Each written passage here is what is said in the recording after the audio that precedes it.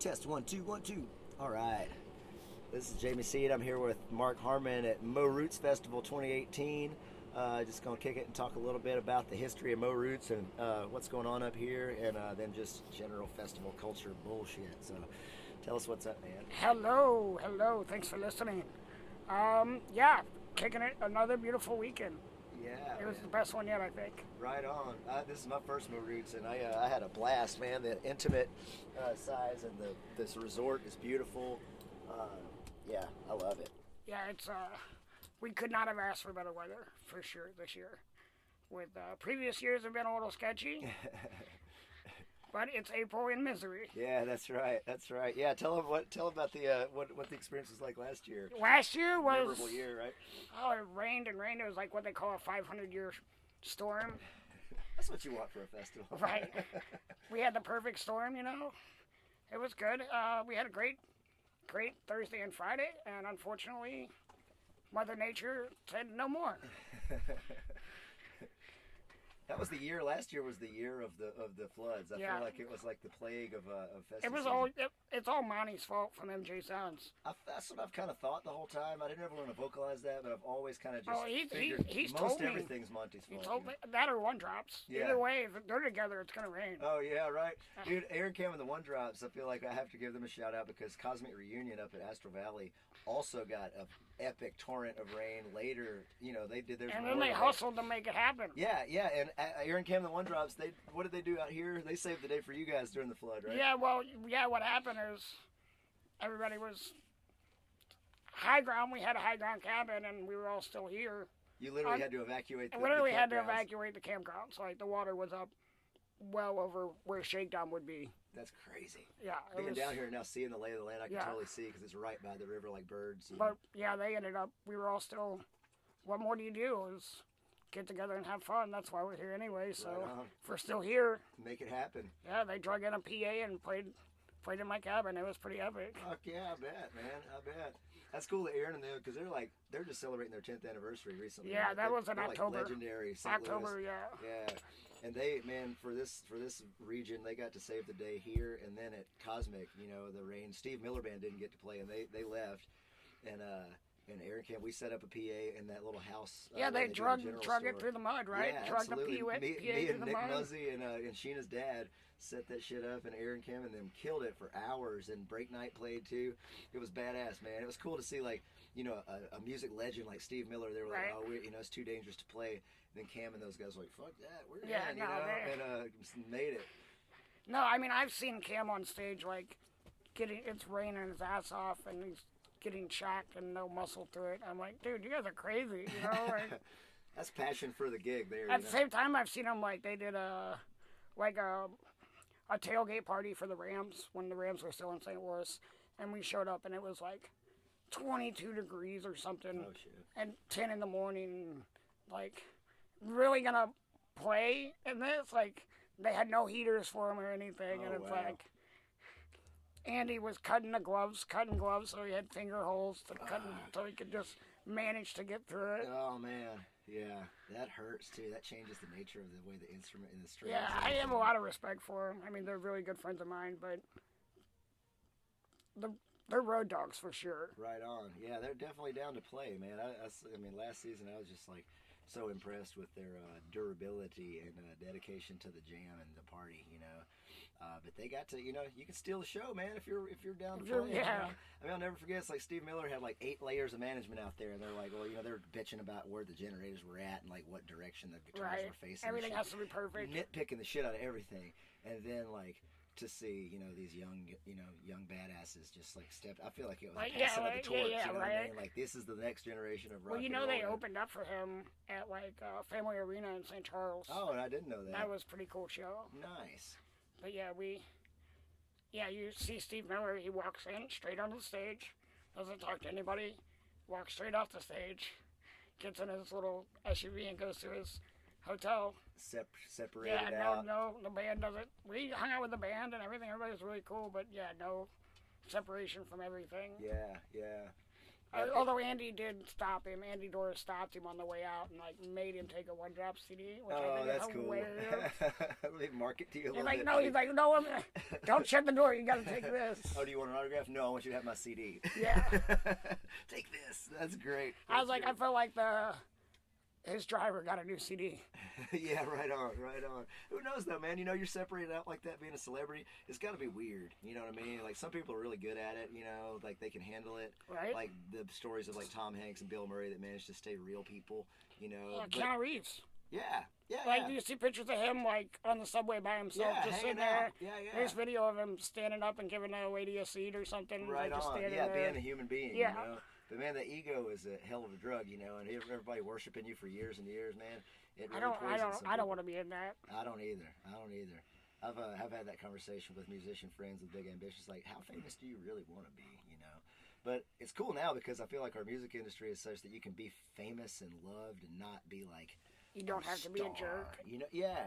Or you could be like that Railroad Earth kind of famous, right. or Green Sky, where like you're famous enough to make good money and be like headlining gigs and worshipped by your fans, but also be able to party with them, and you're not like I think that's also Smith or some shit. I think a lot of that is genre of music that the genre. Yeah, totally. It's not top 40, you know, right. Billboard shit. Yeah, which is good. And we have, man, I feel like our music industry is way more functional now as far as that goes. You can survive and do it. Maybe not get to be, you know, Metallica level, right. But who really wants to be up there? You know what I'm saying? Do you really want to drive around with 10 buses and 16 semi-trucks? Yeah, and not be able to go to the grocery store right. and like have people literally like stalking you and worshiping you and shit, you know? I mean, the pop culture machine is kind of a scary thing. Obviously, it has its benefits, but I would say not as many. Yeah, more detriments, really, right. You know, for sure. Yeah. So, speaking of the music industry, how did MoRoots come to be, man? Tell us the origin story. The real thing is I'm like 45 minutes from where Zoe was. South of Salem, here in Stillville. I'm from Stillville. You said 45 minutes from what? Zoe. From Camp Zoe, right? Yeah, Camp Zoe. And, you know, like growing up, these people might not know what that is. Yeah. I'm saying?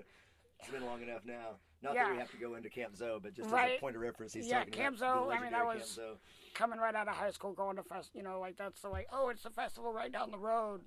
Go and party for the weekend, have great, and it's like, I would really like to do something like this, and I really didn't even know what I was trying to bite off. You know? Right. Like, yeah. And then all that happened with it being shut down, and then it felt like there was a hole in the market. Oh yeah. Here, and I was like, big vacuum all of a sudden. Right, exactly, a big vacuum.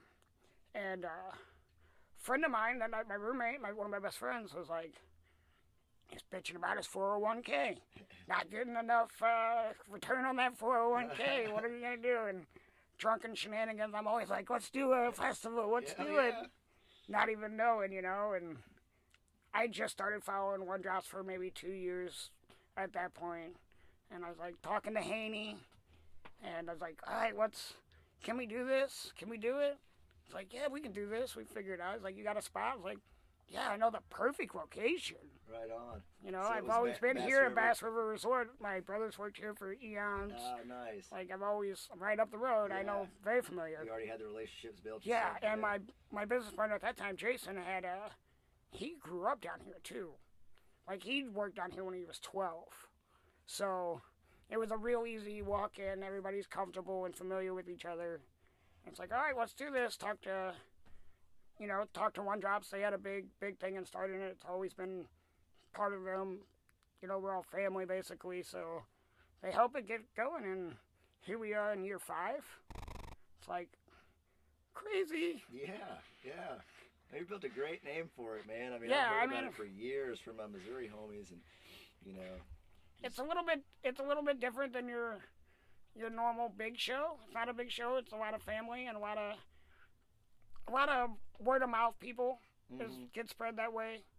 Seems like everybody knew each other. Yeah, it's like, you know, it's probably 3 or 4 degrees of separation instead of, you know, your normal 7 or whatever. Yeah. Like, you talk to somebody here and they're gonna be like, you're gonna know somebody. You're gonna have a mutual friend. For sure. Which is like cool. That. Like that style of marketing, like we were talking about before we turned the microphone on. One other thing I really noticed and liked is that there was a whole wide gamut of ages. You know, there was little kids. Well, that was there something old that people. I love kids. I absolutely love kids. And I feel like they make, like, daytime environment, they make it. Oh, It's yeah. fun. Oh yeah, bubbles. Yeah, and, like, doing their thing. Little kid shenanigans. Yeah, and totally, man. Yeah, the marshmallow guns. There was an epic showdown on Shakedown Street last night with the showdown and shakedown with the marshmallow guns, pea shooter things, and just hilarious, you know. It's fun, man. It's I'm like every year somebody's like, "Oh, I'm bringing my parents out." I'm like, "Oh yeah, bring your parents, bring your family." You know, like, want it to be that environment. Right on. Yeah, it totally is. I met a girl last night on Shakedown 2 that brought her mom out. Her mom was going through a divorce. She'd never been to a festival before, and she was partying her ass off, loving life, and like just get a tripping little, out on get a little, how open everybody right, is. get a little break from life. Yeah, totally, man. That's like to me one of the big, big reasons I've stayed connected with festival culture is that it is it's a I don't want to say escape, but it's definitely a reset from that daily grind. You know what I mean? People can be open and friendly. You look people in the eye. You meet a stranger and you're friendly. You want to interact get with to know the them, strangers. You know? Yeah. Stranger. It's like the dead lyric, "Stranger stop at strangers just to shake their hand." It really is like that in this environment, and I love it.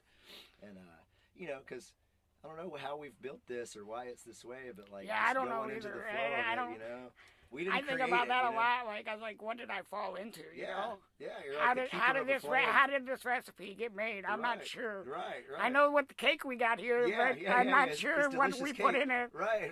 Yeah. Isn't that awesome, though? Yeah. Just like you're just a keeper of the tradition, you know? I mean, and it takes a team for sure. Oh, my God, I'm sure, man. Like, have some really, really good help. What's the number one, what was the biggest lesson you learned festival production-wise that you weren't ready for when you first got into it? You can't do it all. Yeah, right. Delegation. Yeah, and hire somebody that knows what they're doing and let them do their job. Right on. Yeah. Which isn't always easy in festivals. Yeah, no, right. See, that's something, I've been working in festival culture for years, with photography, of course, and then, production side stuff.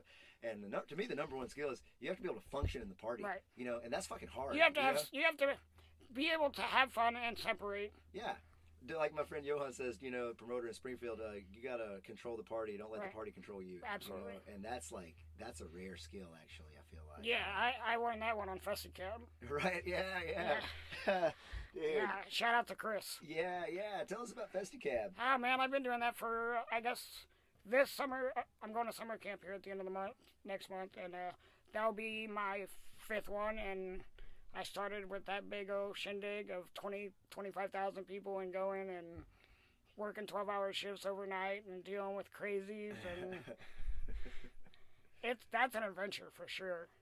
It's fun. It's really cool. Got to travel a bunch, do a bunch of shows I probably would not have been able to do. Yeah, right. Either for expense or because it's a different genre than you. Right. Yeah. Yeah. Went to country music festivals that I would have never ever went to, and probably won't go again. But how different is that culture from ours? It's very different. But however, you can find little pockets of similar people, but they don't shine like our group of people, Yeah. like they're there to fuck shit up and get down. Like I've had guys get on my golf cart and talk about having their bond money in their pocket. Oh wow! Ready? We're gonna go to jail tonight. Wow, that is a different mindset. Yeah. Like wanting it. Yeah. I'm gonna break They got their tight jeans on and their boots, drinking their whatever. Yeah, handle of water. Whiskey. Yeah. Fuck. That's something about them abandoned, like taking trailers out there, campers like that. Oh yeah, they literally bring campers, like they buy whatever cheap pop-ups or whatever, Yeah, and Craigslist campers. they spray paint them, decorate them, and then they rage them and leave them. That's so crazy. I thought our culture was wasteful with like taking easy ups and shit and abandoning all that, but they take actual campers out there and party them to death. Yeah, like they, somewhere in Wisconsin last year, they were literally bringing in flatbed trucks and hauling campers off in the middle of the festival. Wow. Because they had just broke them. Like, literally from dancing on the roof. And they're like, no, that's a danger.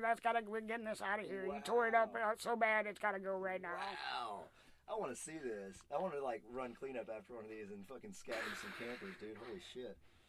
It's crazy. Interesting, man. It is a different culture, but they're just trying to have a good time. They're doing it the way they know how. Right, exactly. Yeah, just a slightly different language. Yeah, you know? A lot different. A lot different. Yeah, it makes ours, I'm sure, kind of stand out, you know, in a little different way. Well, yeah, but like, it gets a little cliche, you know, like in the hippie culture. No, the country country festivals are, you know, you hear the same two lines, you know, like.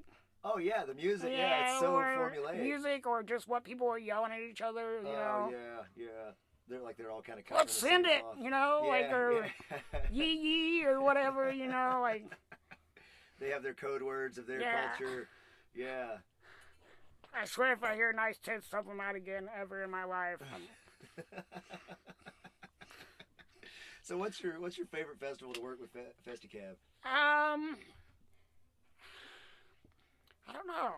And for the viewer at home, by the way, if they've never encountered Festicab, it's Christopher D's business. Yeah, festival cab rides with golf carts where I encourage everybody to take a ride at Festicab it's a cab once service in their life. Inside the festival. It's awesome. You don't know how crazy the whole thing is until you get on the cart and run through the hippie lunacy of the shakedown street. Dude, like at summer camp when you're trying to drive against the flow of 20,000 people, and it's just like going by, like they're literally, you can't move, you're stopped. Yeah, you're just, and they're not getting out of your way. Nobody they don't moves, even realize you know? you're there. Yeah, I had that experience at Backwoods last week. Yeah, on my car. Like, this is start yelling hot soup. Experience. Hot soup! Hot soup! Yeah, didn't mean to interrupt you though. The festival, I don't know, man. A lot of them are really cool. I've had not necessarily a certain one, but definitely memorable ones in each year. You know, we went to Hunter, New York, for Mountain Jam, and how was that? That was really cool. Holy cow! I wouldn't want to be camped on a ski slope. Yeah, really? Is that how it is? Yeah, summertime ski slope. Yeah, it's cool. Steep? Like most people don't really camp. They're only real small because there's so many lodges and everything. Yeah. But it was pretty interesting. But we couldn't drive golf carts. We had to get like Kubota side-by-sides. Oh, wow. Because of the rugged terrain? The terrain was Damn. so... Yeah, that was part of the fun. That is cool. Yeah. Those things are badass. Yeah, I like those side-by-sides. You feel unstoppable in those things. They have to use those at Flux down there. I did Somerset last year. Oh, yeah, Wisconsin? Yeah, and I'm not a huge EDM person, but that was fun. That looks like a good time. I've had my eye on that for a minute. Maybe like artistic production and stuff. D'Antwood, I was raging that. Oh, yeah, cool. Yeah, that was fun. I actually I seen them at the huge stage at Somerset. And then the next week I went home and seen them in Kansas City. Nice. That was fun. Very cool. It was cool to see the different festival to venue. Mm-hmm. They play a different set. Different set, and just the festival was such a bigger production. Yeah. You know, and but it was cool. I think I personally like smaller festivals. Me too. I didn't work Hillberry, but that was really good last year. It's probably one of my favorites. Oh yeah, Hillberry's just become one of the most premier intimate. Well, it feels like my people. Yeah, totally. That place is great, man. Plentiful talent, so much talent. He does such a good job. Mm-hmm. Shout out John Walker. Yeah, totally, man. Doing a great job. And I love, picked up that whole story. I'd love to get John on here sometime and tell the story of, because I was there pretty close by and watched as Harvest disappear, the great Mulberry Mountain tradition. Oh yeah. Pipeline dropped the fucking ball on that as they were collapsing, and Harvest was like the crown jewel of their operation. And then John, because they did the Phases of the Moon switch over, and then that fell apart. And John was like, in his brilliance, here we go. Like, yeah, dude, I can book those artists. He whipped that together like in a month. Yeah, because we did that Hillberry 1 in August. Yeah. And I remember sitting there with John and Sarah talking about it was like this crazy cool snap in August, which is weird for Arkansas, and it felt like October. And we're standing up by his house like, man, this is weird, because it was a bluegrass festival too. It's like, it feels like the spirit of Harvest is here. Just rolled on over the hill. Yeah. And so then he's just the brilliant move of taking all those Phases artists that have already been paid their half guarantee. Right. So they've already routed through Arkansas with their booking agent, you know what I'm saying? So they just scooped it up. You could get lettuce for half price because they've already got the date booked and just stole it, and it was awesome. And, epic all the way around, man. Yeah, he found that window and he took it, blew the door open. Yeah, I saw daylight and ran for it, man. Great move. And then that's become, because at the time, Highbury was like their flagship Yeah, thing. it was the And original Hillberry, thing.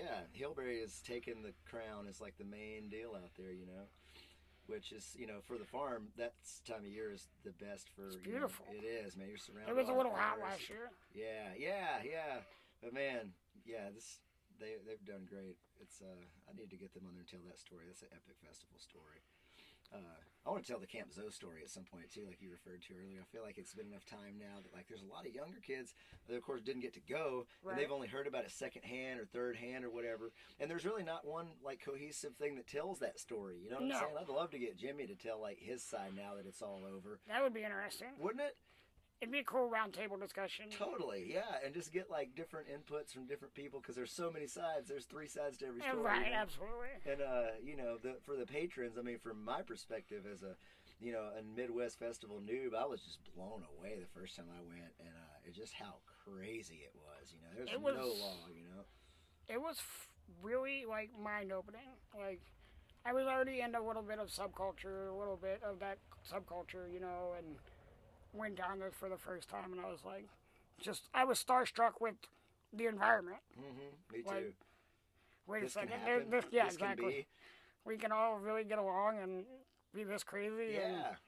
There was like very little to no regulation. Self-policing. No security. Yeah, once force. you got in, you're golden. Yeah. Which is good and bad. Yeah, well, we saw the the end result. That's the weirdest, craziest part of that whole thing to me, though, Mark, is that like, okay, so the police are there to enforce laws, right? And it's not our jobs to enforce laws on each other. They sent undercovers down there and witnessed crimes, but they didn't act on it. Right. But then they charged Jimmy with not acting on it. It's like, well, if you cops were there and you didn't do anything, how the fuck is this guy in charge? You know what I'm saying? Like, how can you punish him? If you're not stopping people when you've seen it, why? Yeah.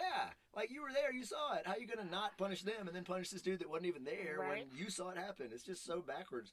I mean, and I know, there's a million sides to everything and whatever, but that just always struck me I felt as like really they knew weird. what they were doing. They were in for a land grab. They were, and they made it into a state park, and the governor got to put his name all over it, and It's his legacy. Exactly. That's what he said. I'm pretty sure he said that. Yep.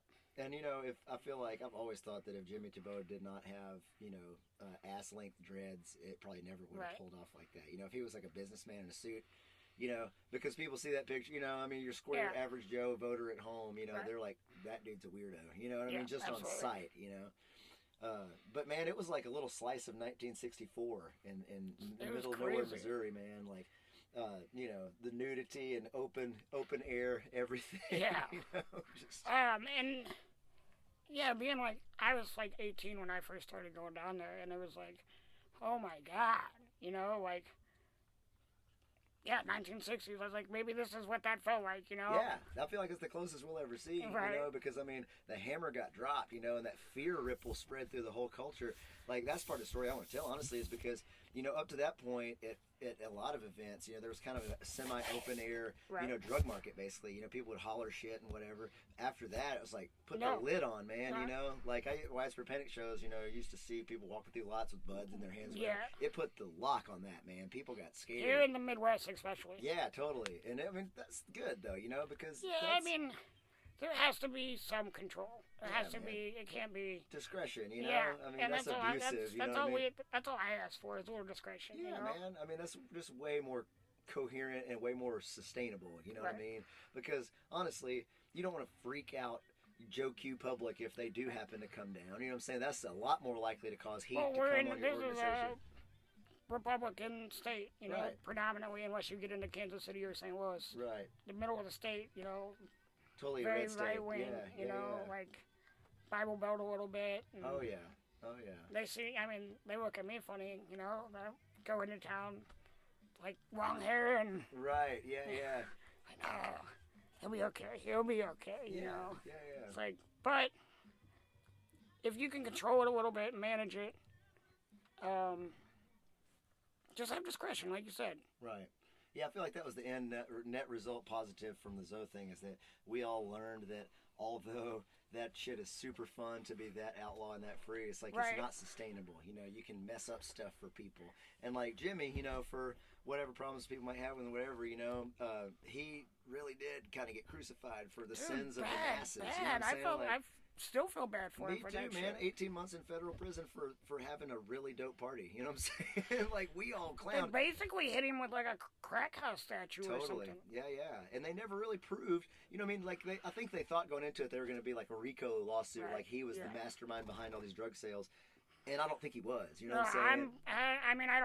I definitely wouldn't say that. Yeah. I'd never say that. You know, Right. like I think he was there to play music and have fun. Yeah, he's a bass player in the band that was like the star of the show. show. That's a weird thing to do, is to be a promoter and a musician and like to wear all those hats as one. Yeah. You know, like. Yeah, that was part of what made it so unique. You know, is he really was like the public face of it, and I think that's something that promoters have kind of noticed too. It's like, maybe a little bit more in the background, you know what I mean? Like, he was Camp Zoe, you know, and like his face and his name he walked around like hippie Jesus out there just because everybody knew that he was the man, you know. And I think that was part of it too, is they saw the power structure when they were investigating, and they thought this is like a mob boss. But no, he's just like, everybody loved him because he's throwing this epic party, you know what I mean? He's just the face of the party. He's not, no, I don't think so at all. And that's a little weird thing, man. Is how do you do that? How do you promote a festival and so much like myself, of course, I'm the sole proprietor of Nonsense Brothers. Okay. And there's a balance to being the face of it, and also, like, not so much. Like, it's not always fun when I'm trying to do something and I get stopped by 20 people. Oh, I know the feeling. Yeah, man. However, I love them and I get it. Totally. But at the same time, it's like I'm trying to do. Yeah, dude. Yeah, when you become like, I can only imagine Jimmy at the height of Camp Zoe trying to get anything done, because everybody knows. Hang out in his RV with a radio. Right. That's about the only thing just hide out. Yeah, man. I mean, shit. I know how that is, man. I mean, the notoriety gets to the point where you just have to. Like with the Deadhead events, at a certain point I was doing, started doing PR and marketing stuff for them, and quasi became associated as a public face with it. And man, it's like, you really need a PR officer that's just like out there just shaking hands and fucking, you know what I mean? That doesn't have any production duties. That's just there to say, hey, thanks for coming. You know what I mean? Absolutely. Because that's necessary to make people feel like, because it's a hospitality thing. Yeah, absolutely. You want people to feel welcome. And I try to do that as much as I can. Occasionally, can't do it. Right, and that's where the golf there's cart a fire. comes in. There's You can, a fire. You're like, yeah. Yeah. My close circle of friends, they've been coming out since we started this, and they all have a running joke: is you don't find Mark finds you. Right on, man. Be the ghost of the machine. So like, he'll show up eventually. Yeah. Yeah, I've learned the art of that in navigating festival traffic. It's like, maybe go down Shakedown Street the public way one way, and then come through the campsites on the way back. You know what I'm saying? Like, devote that hour to getting 100 yards down the road, But it's fun though. I appreciate it. Those people that want to talk to me and reach out to me. Absolutely, man. It's always heartfelt, and they want to help. Yeah, absolutely. Everybody wants to help. Well, everybody's like, "Oh, can I do something?" And I'm like, I wish you could do what I'm doing right now, you can't. Yeah, so have fun, enjoy it. Right on. Yeah, it's always struck me as beautiful how much everybody wants to, anything they can do to help. People are super grateful for the party, and they're like down to help. And this is a little bit of a weird event here at MoRoots compared to like a normal festival, because we're here at the resort. Yeah. And the resort has its own staff. Like, I don't do, they take care of all my trash, they take care of my security, ticketing, all that. Make it easy for me. I'm very appreciative of that. But, like, I don't really need that big of a staff after that, Like, I have my production, I have my stage guys, and a little bit of help in hospitality. And after that, it's pretty much the resort takes care of it. That's nice. That takes out a lot of I wouldn't want to do it any other way. Man, I hear you. Having that ready-made machine built in, that's a big deal, because, I mean, a lot of the festival logistics stuff is that gate, that ticketing, all that process, keeping up with the money. And a lot of festival promoters, they spent, like Backwards last weekend, like John and Deadhead, spent so much time at the gate, because you can't leave, volunteers in charge of your cash Right. intake. You got a system like Bass River where they already are outfitters taking money. Yeah, at the store. they're a They've well-oiled got it. machine Yeah, already. yeah. And they're not, they're trustworthy. They're not in it to, they're going to give you your. I have no worries about that. Yeah, yeah. And honestly, we're not that big of a crowd for them. During the middle of the summer, Oh, they I might bet have they get packed out with 5,000 people down here. Yeah. But there's a lot more campground than you're seeing here. I didn't, if you know that or not, but like you can go all the way by the cabins and go across the river. There's two more sections of campground. Oh, cool. Have you ever had ambitions to grow this thing to expand to that side? Not MoRoots. I really want to keep MoRoots, and I've talked a lot about it, and I think about 2,000 people. That's the. We're not there yet, but that's where I feel a comfortable level. After that, I feel like it might lose its family. Yeah, yeah. I have ambitions to do other festivals and do something as big as possible. Absolutely. Cool. Out here. But yeah, maybe here, or I don't know. John Walker was trying to get me to do something with him the other week. You totally should, man. That'd be awesome. He was cracking me up. He needs that humor, man. We should talk a little bit about that. You guys made these laminates for the artist. I took mine off finally, I guess, but has all those fake names for the Yeah, bands. we changed the names. And yeah. I mean, and you do gotta that have a little on bit the Facebook where it's like you clearly have a great sense of humor about the whole yeah. thing. Don't Well, take it too I mean, that's seriously. something we like to do. Andy Doris from One Drops, he's always basically, we work on a lot of that stuff together, and we sit down and drink and make fun of each other and come up with bad ideas, and some of them stick.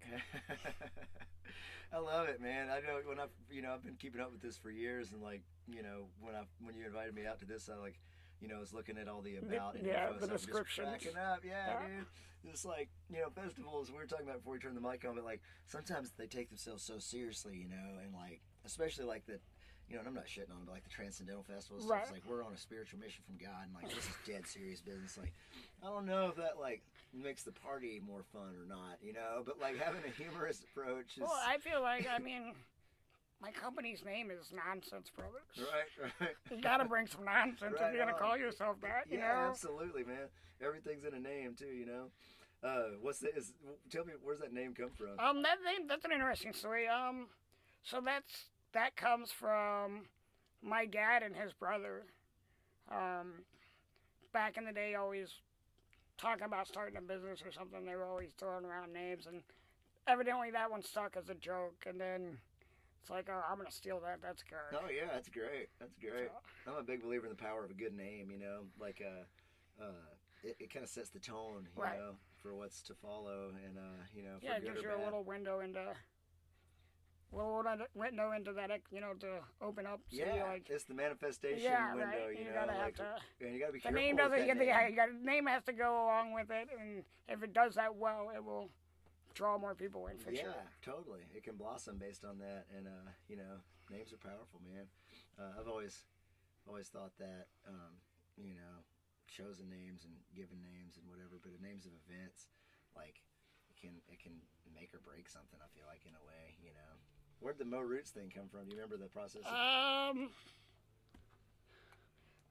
Just that, it just seemed to work. Yeah. I don't even know where it really came from. Roots family, man. Yeah, I was wanting to do that, MoRoots. It just seemed to. We're not a genre-specific festival, so just bring all the roots of Missouri, and that's how it really started. It was only Missouri bands, really. That's what I was gonna ask. Yeah. It really started that, and it's definitely, we're not far from that, but we definitely. We had Dirtfoot this year. We had Natty Nation, John Wayne and the Pain, all the way from two Wisconsin bands and Louisiana band. Who's and the Wisconsin bands? Cluster Plot? No. Natty Nation. Okay. And John Wayne and the Pain. Oh, right on. I didn't know that was where JWP is from. Those guys are great. And I like that you had that Arkansas night with Arkansas and Opal and took some people figured it out real quick. Yeah. Do the little hand with the sticker on the poster. Did you see that? Oh no, I didn't even notice that. Yeah, there's on the poster there was it looks like a little state sticker that just a oval sticker, and it said had the outline of Arkansas, and it said Thursday night on it. Nice. Yeah, like didn't really tell anybody too much more. Yeah. I like to leave little breadcrumbs, you know. Yeah. Don't beat them over the head with Yeah. it. That's cool shit. Yeah, I didn't even realize that, but I certainly noticed the Arkansas night because that's my neck of the woods, and that's 3 of the best bands we've got for sure. Yeah, it was definitely a powerhouse Thursday for sure. For sure, yeah, man. I like the Arkansas, man. They're just all 3 of those bands are great, but like Opal's got this new albums coming out. Right. Actually, that's what I'm doing tomorrow is going home to help her put together the design of the album and the lyric book and stuff and get it sent off to the printer. And cool. Yeah, man, I'm excited to hear her. She's very secretive about it. She's super driven, man. I like her as an artist. Like she's a boss lady. For sure. You don't fuck with Opal. You know what I'm saying? Like she might be little, but she's like a little Mighty Mouse, dude. Yeah. Like she runs that band of dudes. With a I mean, strong you hand. gotta be when you got a whole bunch of guys and you're the only dealing chick. with Dave and, Casaldo. Yeah, man, they're all great players and great, hilarious, fun people. Like Ron Landis, legendary, multi-instrumentalist guy. Right. Do you know about Ron's other talent, by the way? No, I don't guess so. Dude, okay, so have you ever seen the cover of that first album that they put out with that? It's got the hands. Opal's first album has the hands with that engraving on it. Where it says Opal Agafe and the Sweet Nothings. I helped her put that together too, and I took that picture. And that metal plate is carved by Ron Landis. He's an engraving master. Like he's actually super famous worldwide for call it hobo nickel art. So okay, yeah, I've seen that. Yeah, dude. Opal told me I had no idea. Because I've seen Ron around, picking contests and playing with everybody for years. He's a very well loved Arkansas jammer. And but man, yeah, like thousands of dollars. That he's famous in another circle. Totally famous, like way more famous than the nickel circle. And it's such a crazy niche. But like he's like made stuff for the National Mint and like had cool. had a mint in Eureka, I think, for a long time. But does these beautiful things where like so it's like carved over a real coin. He'll go in there and change it. Yeah. And he has this crazy, beautiful Lady Liberty one. It's like a Death of Liberty thing. It's kind of this crazy conspiracy art, but but so he, I was charged with taking a picture of this reflective metal Ron Landis masterpiece, and I felt weird even having it because Opal's like, there's no telling how much this is worth. If some, what I mean? With to the right fans. person. Yeah. And so I have it like wrapped in wax paper, and my challenge is to figure out how to take a picture of this damn thing because it's like a mirror, like it could be solid black, solid white, silvery, grainy, whatever. And finally, it's funny how things work out, man. Like I took a million different versions, and Opal and Ron were like going back and forth, and of course I gotta make it fit Ron's vision because it's his art. And he was like, no, man, the cuts are supposed to be dark or whatever it was. And we went back and forth. And finally, at the end of the day, it's like I had Opal in the studio do some totally unrelated shit. And I was like, hey, will you just hold that in your hand? And just like first shot. Yeah, man. Yeah, and it worked and it looked great. And that's what we ended up using. But that's funny how that works. Yeah. You so try often. something, and then occasionally you're just like, boom. Yeah, that's it. That's it. And they win. Yeah. It's like you can plan and. I kind of fly by the seat of my pants in life in general. I feel like things flow, when you don't like try to control too much. You know what I'm saying? I don't know. Yeah, you gotta flow with. It's easier to flow with the river than swim upstream. Exactly. Yeah, man, and like let things happen the way they're supposed to. But yeah, especially it seems like in the music industry with all these creatives, like you can't. It's like herding cats. You kind of just kind of let it be what it is, But. So where you go from here, man? What's next? I don't know. I'm gonna probably go back to my cabin today and drink some beer and enjoy a beautiful day. Right on, yeah. Now sleep you get to party. Then sleep in tomorrow and start over. Yeah. Hopefully try to get something together for this fall. Cool. Oh yeah, we didn't talk about that on here. You're gonna do some kind of event up here. Trying to do something this fall down here at Bass River Resort. That'd be cool. It'd be dope for sure. Like in October. I love coming down here. Either very last weekend of September or 1st of October, somewhere in there. Cool. Yeah, that sounds great, man. I want to come. I bet this place is beautiful that time of year, man. And you don't really have to worry about rain. Yeah, right. It's always super dry in the Ozarks that time of year, which is great. Yeah, that's the dice it's been a battle with rain the last 2 years. Yeah. Or actually not this year, but the last 2 years before that. We had 2 beautiful years the first 2 years. Actually, the second year was like into the high 80s. And everybody's walking around swimming and the end of April. And the trees are probably already full of budded out. Yeah, absolutely. And then we got, the third year, we got a little bit of rain. Quite a bit of rain. Got some hail, got some rainbows, got some little bit of everything. And last year it rained its ass off. And then this year it was absolutely beautiful. It was perfect, man. We had it got a little cold. I love it though, man. It reminded me of a Harvest Fest because it's like cold enough at night. Like I was telling you, it's like I love. I have to come change clothes when it gets dark. You know, daytime it's like shorts and t-shirt. When the sun sets, it's like okay, go throw on some sleeves and shit and get ready for the nighttime. Yeah, best of both worlds, you know. I brought coveralls down, and they were a lifesaver for sure. I was like looking like a burnt Stay Puft Marshmallow Man. Yeah, man, these things, early season events especially, will teach you to be fully prepared, man. Yeah, that's what I tell everybody. Dude, it's Missouri or it's festival, it's whatever, just bring everything. Yeah, bring everything. God, yeah, I feel like, you know, us veteran festivarians have learned that over years.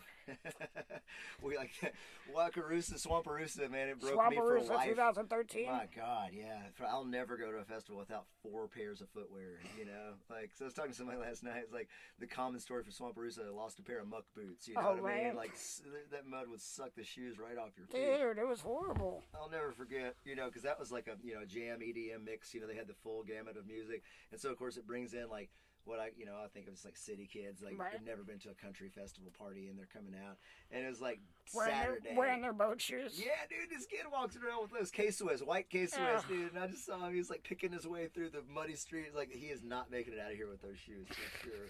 And like it was just funny, man. But it got me. I mean, I was unprepared. Our camp got destroyed. We slept in the car. So I didn't go to that one, but the next year was my first Wakarusa. That was a good one. That 2014, I feel like they came really hard to try to. Because Cheese was there, Base Nectar was there. Base Nectar was oh my. Yeah. I remember being all the way up at the top of the hill where they do the shuttles to the other campground. Yeah. And still feeling the bass, like feeling it in my chest. Fuck yeah, no doubt, man. I will never forget. I was like, I don't understand how you can stand in front of that. Ooh, it's a sonic blast, dude. It really is. I remember, I mean, that crowd, the Base Nectar crowd, those kids are so rowdy and so crazy that they literally changed the reality in the area. Right. Like, my memories of that show, I was down in the midst of the mix. I wasn't like on the rail, which is my favorite. I love getting up in the photo pit and taking pictures of the rail riders at Base Nectar because they're just losing it, you know. It's the craziest shit you'll ever see. But I was like up in the middle of the crowd just dancing. I wasn't even trying to take pictures because there was totems covering everything, you know, those little rage machines. But it felt Quit bringing totems to festivals. Yeah, Quit. Right. By the way, bring them. Don't take them to the main stage. Yeah. If you need them, you know, to orient your crew. I like it at your camp. Yeah. Leave it there. Or in the back, you know what I mean? It should be like part of the taper section or something. But dude, man, my festival photographer friends, like, you know, at Backwoods last weekend, you know, I had a big squad of photo team members and like some stage experts, and I'm not like the best stage shooter. Like I'll leave that to like Phil Clarkin and Colin Taylor, those guys that just that's their thing when it's a crew, you know. I mean, I can do it, but like they love it, and so that's like their. I definitely feel like your peeve. Expertise is getting out in the party and making it, yeah, catching the party as it happens. That's what I love, man. I like to be in the mix, like with the people, because to me the people are the festival. Right. You know, the bands are there for the people, and if the people weren't here, it would just I like be bands looking on at stage. stage shots, but I'm more interested in seeing the shenanigan photo shoots from out in camp. And I'm glad to hear it, because that's totally, to me, it's like the story of the festival. Yeah, absolutely. You know what I mean? The crazy shit that happens, like I was talking about, that marshmallow shootout on Shakedown Street. The things you can't plan, you know, because the stage is a planned event. You know what I mean? It's not spontaneous. They do that. They're planned and rehearsed, and those lights are beautiful, but they're planned. But, yeah, the candid crazy shit is my favorite for sure. The sunrise shenanigans. Yeah. But the totems, man, on behalf of all stage photographers everywhere, please stop taking your fucking totems to the front of the stage. I love totems personally, but not in the line of sight of the stage, because it's like, I don't know, man. I'm already short. I don't need people to have extra things to stand above me. Right, yeah. It's funny. It's like, what kind of statement that you're making with the totem, like, you know, me and Phil Clark were talking about last week, it's like, that better be the most beautiful fucking quote I've ever heard on that billboard totem that kid's carrying around, and then it says like something totally innocuous and ridiculous, you know what I mean? But it's like the effort. I do admire the effort and the dedication it takes to carry that fucking thing around all weekend, you know? Please.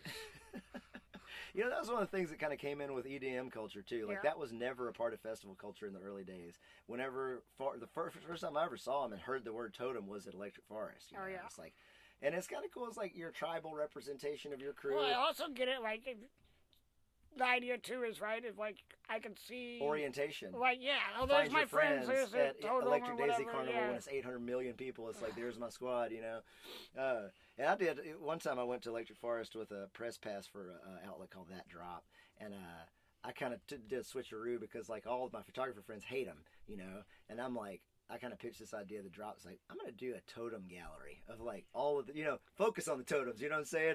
And it was funny because there were so many, but... I think some of them are awesome and very clever, and you can tell they put a lot of work into them. Oh, yeah. They just get in the fucking way, you know what I mean? And, like, keep them out of... I mean, it's just mean to do that to your homies that are behind you, you know what I'm saying? It's not very considerate, but it's, like, it's part of the culture now. It's crazy, like, and some places have totally banned them, Like, you're not allowed to bring them into a lot of festivals for that reason. But it's kind of become an art form. And, like, it's one of those things that came in, like I said, with the electronic dance music culture when it kind of fused with jam culture. What's your favorite one that you've ever seen? Do you have one? My favorite totem? There was one at Slurm. It was this just crazy fucking... I mean, there's so many, though, dude. Like, I'm trying to think. I'd have to say Randy Marsh's balls. Oh, yeah. From South Park, dude. They did like 3D balls. Like, you remember when he rode his balls around in that episode?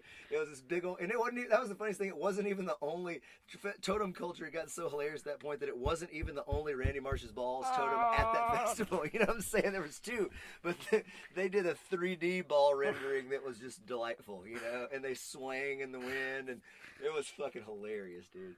But, they are what they are, and it's kind of like the strength of the tribe is neat to see. What it looks like spears at like a fucking tribal rally or something. You see all these fucking things shaking and raging. But they're the bane of stage photographers' existence too, because you can't get high enough to get over them. You know what I mean? Unless you have a lift or something. Like Bass Nectar, like at Forest, my God, dude, like I've just given up on taking pictures of Bass Nectar because you can't see through the totems. If you're back in front of a house or whatever, like. You can't see it. It's not, but yes, it's part of that tribe too, Those kids are nuts, man. At Euphoria one year down in Austin, they have, the regular stage barricades, like cast iron, heavy shit, whatever the fuck that's made out of, heavy metal. And, they're locked together with pins and heavy duty, catches, heavy-duty hardware, yeah. And those kids on the front row of Bass Nectar were throwing down so hard that they were picking it up and down in unison. Wow. And I'm up there watching. I'm standing right behind this producer named Crisley, I think, was the one that filmed it and put it on Snapchat or Instagram. It went all over the place. But, like, the kids were, like, raging it to the beat up and down to the point that it shattered. Yeah, and then the security freaked out, because, I mean, that's like they had to protect the perimeter. And I was just so amazed and impressed, honestly, that they could do that, Like that's raging. Yeah, it's super raging, man. Like, to be able to do that those things are huge and heavy. But that's the Bass Nectar experience, man. Well, you got anything else you want to say to these peeps out here? Not a whole lot. I appreciate you. Glad we had a good weekend. Yeah, man. Thanks for having me out and for letting the fam come and rage at your spot, man. Yeah, it was great, dude. I can't wait for the next thing. Get some more Arkansas people coming out. Yeah, totally, man. Heavy vouch for MoRoots from the Arkansas.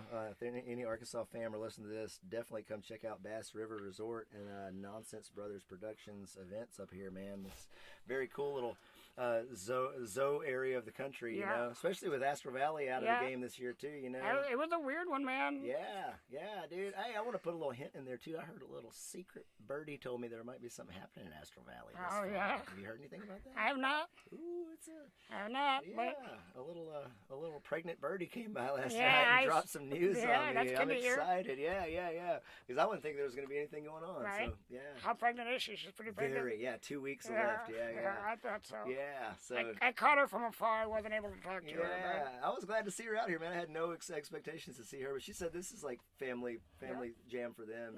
Like her dad and mom usually come out and stuff. So. That's awesome. Yeah, cool, man.